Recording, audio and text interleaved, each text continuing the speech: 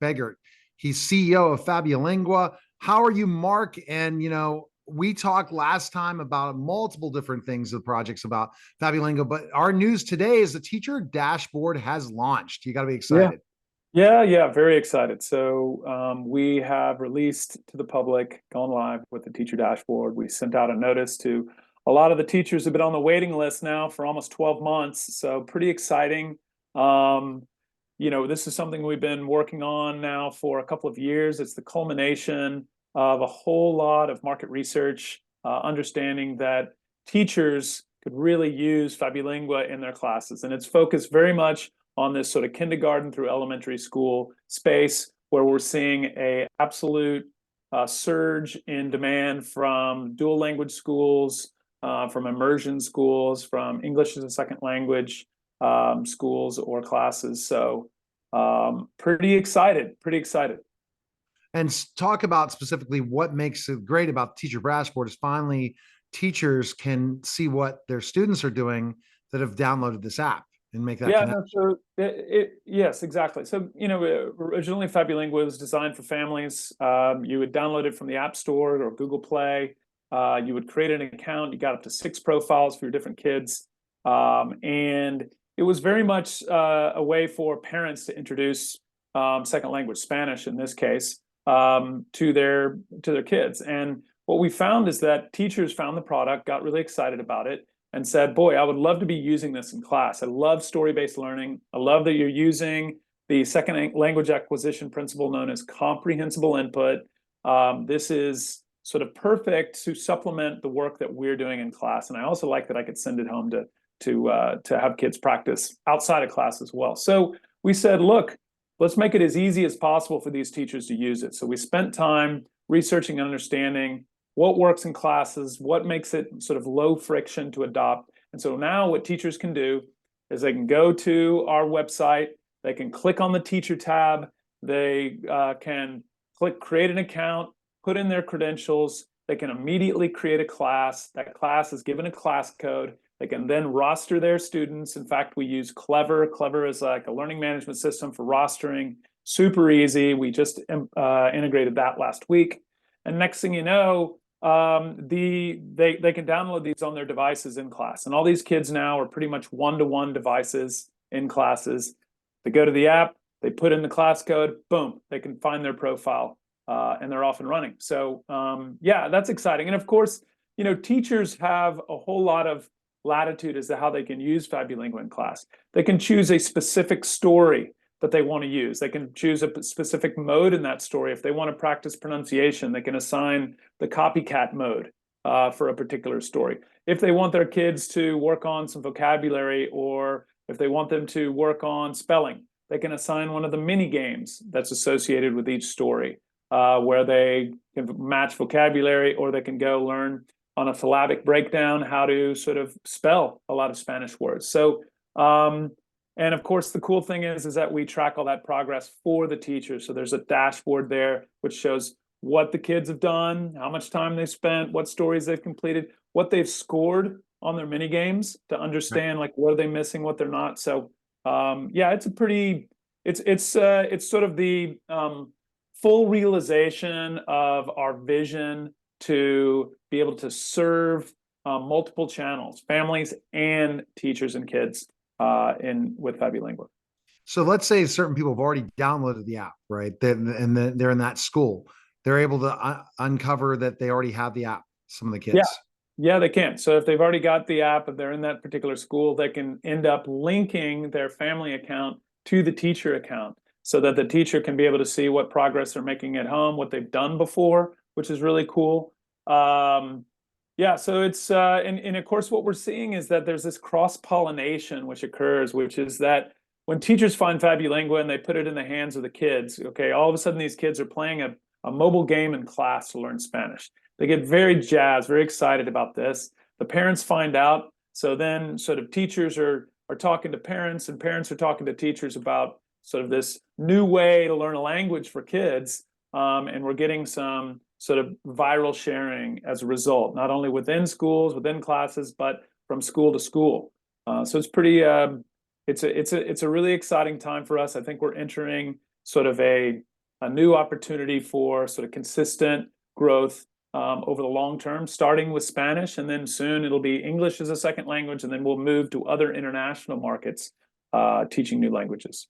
And what you're seeing is that once one school talks about it, the other school finds out about it. That's what you've seen. Particularly in districts, what we see is a teacher will find Fabulingua in a particular school, let's say in an elementary school, and she'll tell other teachers within that school. Next thing you know, we've got several accounts created with that school. Then within that district, there'll be a conversation with maybe other elementary schools, because these teachers do share best practices. And so then other elementary schools will learn about Fabulingua, and before long, oftentimes it can bubble up to the district level, and they say, well, we should sort of have this district wide. But you said you've had a couple of school districts go district wide, and that felt we've had our first school district was 3 weeks ago in Oak Park, Illinois, right outside of Chicago, and Oak Park 97 ISD, and they have adopted Fabulingua, and I believe they started using it this week once we had sort of clever and class codes in. Yeah.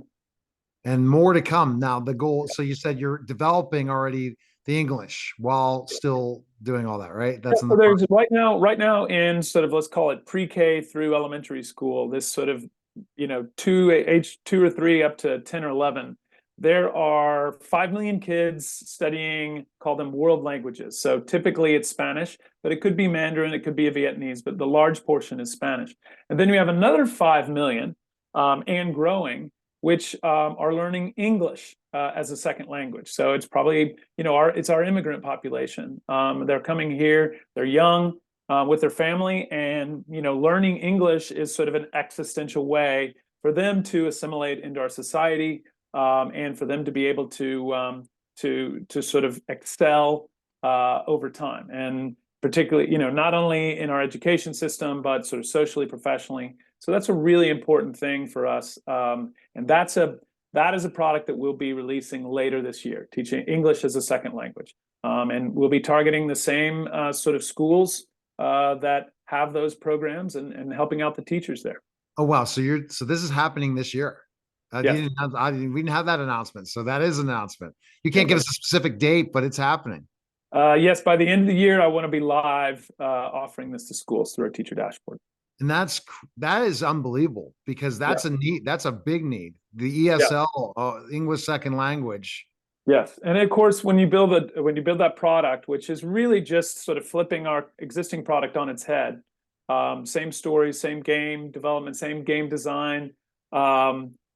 We've purposely built our technology platform to be very efficient in terms of going from language to language to language. But the cool thing there is that once you're teaching English as a second language to Spanish speakers here in the United States, that gives us an opportunity to also serve Latin American countries, where learning English as a second language is another sort of existential important need for those populations, for those kids. Wow. Okay. So, and you said after that comes what? Well, after that, I think that once you're teaching English as a second language, you can begin to do that in other international markets. Personally, I'm really interested in the Indian market, teaching English to Hindi speakers. I'm interested in teaching English to Japanese speakers. We happen to have a couple of Japanese investors, and they're really keen to get us in their market. English to Mandarin, English to Indonesian, which is another big Asian market. So there's really not a product or platform that is focused and designed for this sort of pre-K through elementary school segment that can go into schools as easily as it can get into the hands of parents and families. It's story-based learning. It's a mobile game. It's a completely different approach to teaching a new language, but it's based on second language acquisition science. So we feel like we really have a unique offering and a unique distribution channel through these teachers and schools that can lead to success. So, and the reason is you're focusing on early childhood to elementary.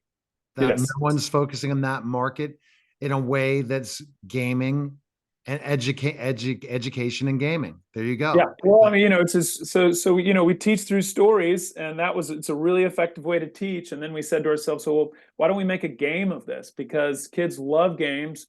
Mobile games are ubiquitous. They're not going away. It's a $250 billion market and growing. We've got a language learning market that's a $140 billion market that's growing. So these are big these are big mega trends that we are sort of sitting at the intersection of, and most importantly, it's really appealing to kids. So if you can engage, your learners, right, and you can consistently have them coming back to learn more, then you've got a very effective solution.